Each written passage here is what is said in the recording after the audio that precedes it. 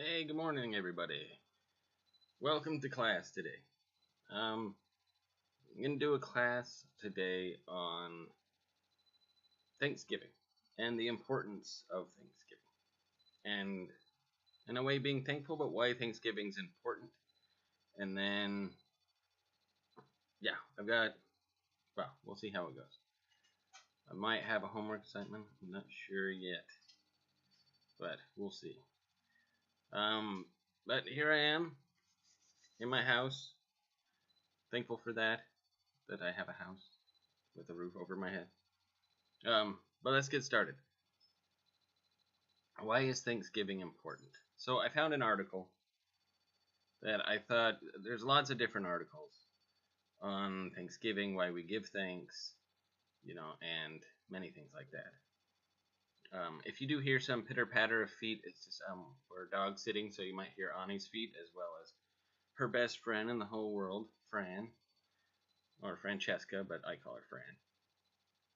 But so you might hear her pitter pattering around. So if you hear little, it's just her nails. And so let's get started on this. So why Thanksgiving is important. So Thanksgiving is important because it's a positive and secular holiday where we celebrate gratitude. So secular, I want to make sure I get it right. So a secular holiday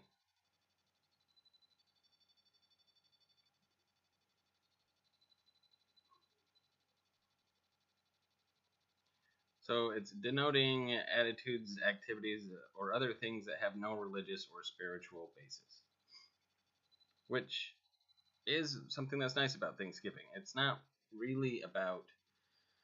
I mean, it's fine that people give thanks to,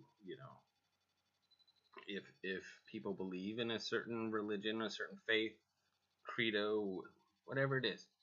That's the beautiful thing about the country that we live in is that we have the right to believe what we want to believe in. But ultimately, what Thanksgiving is about isn't really about religion. I mean, we have Christmas, we have Easter, we have lots of religious holidays. But Thanksgiving's more about just being thankful. So, where we celebrate gratitude, something we don't do enough these days. It's also a celebration for the fall harvest. Historically, Thanksgiving has been an annual holiday observed in both the United States and our neighbors to the north, Canada. Although it's celebrated on different dates in the two countries, the reason behind this day is the same. Honoring the harvest, so all the food we have, especially living in California, since most of the nation gets its produce from us, harvest and other blessings that have occurred during the previous year. The celebration began with the Pilgrims, who in 1621 called their first Thanksgiving. So we already know that it always falls on the fourth Thursday in November, and then the day after that has now become Black Friday. Therefore, the date changes every year. And who's the president that we can thank for this? Well, people that have taken this class, not this specific class, but the history of Thanksgiving. Which president was it? Who actually got the whole thing started? Abraham Lincoln. So we thank him not only for abolishing slavery, thank you, of course, but for also declaring Thanksgiving a federal holiday, which means all across the country, not just a state holiday, back in 1863. Thanksgiving reflects a sense of interconnectedness among people and cultures. And to me, that's what the most important thing about Thanksgiving is if you really look at the history of it.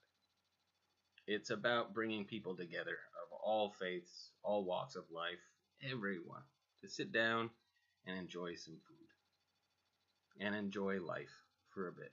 And most of the time, food kind of is like this all-encompassing thing that just brings people together.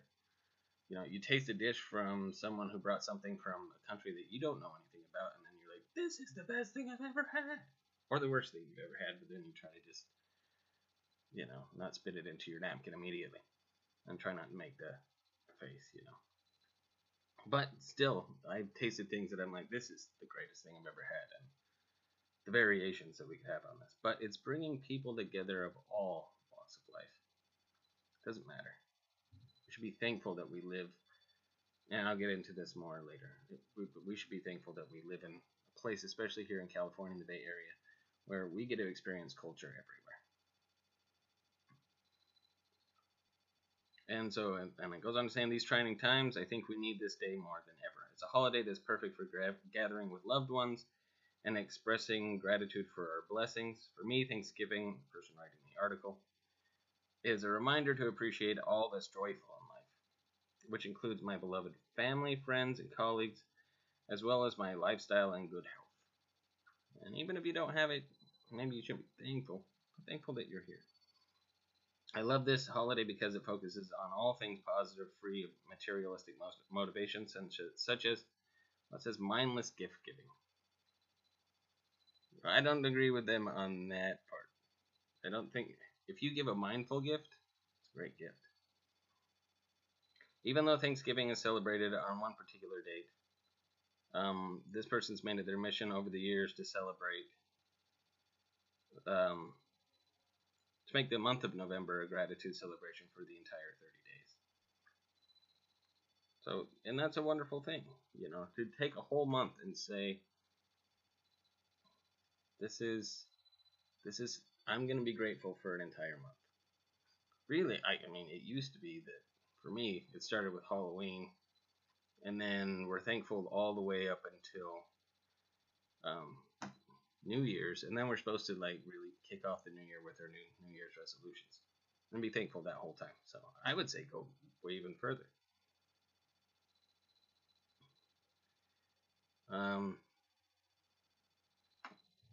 So we need to continually remind ourselves of the importance of incorporating gratitude into our stream of consciousness, and remember that even if it seems as if we've hit rock bottom, and sometimes it can feel that way in life, there's always hope that we'll come out on the other side. And if it's a difficult time for you, if you've experienced a loss, I can understand how you might feel you don't have much to be grateful for. And this happens a lot, especially during the holidays. You might feel alone and lonely. Perhaps you want to be by yourself, and that's okay too. If there's anyone you wish to share the holiday with, you might consider reaching out to that person. Just know that whatever type of Thanksgiving you decide to have will be just the right one for your particular situation. And that's very true. If you want to be alone, that's fine on Thanksgiving. I've had a Thanksgiving alone. It's actually one of my best ones. But if you also want to be around family and kind of break out of your shell a little bit, sometimes people don't want to be, but yeah. This might be a good time for you to do what I do every November, just jot down in my journal all that I'm thankful for. Perhaps you want to join me in this endeavor. So they have a list, but I don't want their list to influence your list. So I didn't exactly read this article before, but there are a few hints of what I'm thankful for, just right around me. There's one up there. You can see her eye. But behind this plant here, that's my dog, Ani. I'm very thankful for her. She's a wonderful dog, been a great companion, and I'm very happy that she's part of my life. Because she's cute. She also drives me crazy. But that's what dogs are supposed to do, or animals. They're supposed to be cute and drive you crazy. But I know I drive her crazy. So it's just one of those things. I'm thankful for the Utah Jazz, even though they currently are in a skid. I'm not trying to start anything about the Warriors and the Jazz. I like the Warriors. So, Lucy, I'm glad you're part of our class today. But I'm thankful for the Jazz. It's just a tradition that I get to watch, just like people who like the Warriors get to watch that tradition. Some people like the Thunder. And that's a tradition depending, or whatever sports team, it's nice to be able to rally behind somebody. And the Jazz have fallen in second place. I'll admit the Warriors are now number one I think in the league. Good job, Warriors. Like I said, I really like the Warriors, but I like the Jazz better. I'm from Utah. You gotta represent. So I'm thankful for that. I'm also thankful for all this leftover candy I have from Halloween. It's mostly Sour Patch Kids, which aren't good for me. But I thought that I'd get a lot more kids, and I didn't. But I'm thankful that I have all this.